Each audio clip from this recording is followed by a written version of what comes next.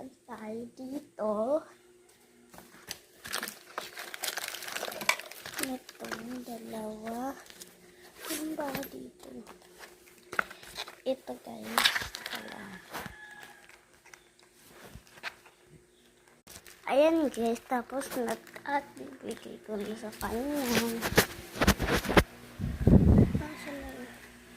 Yan na!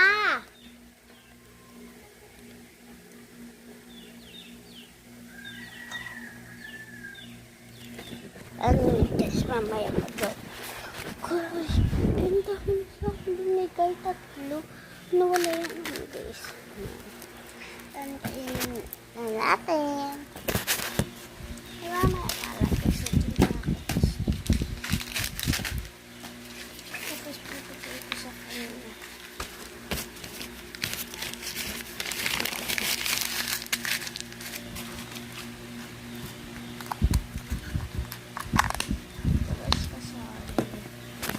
At dabay muna. Bye.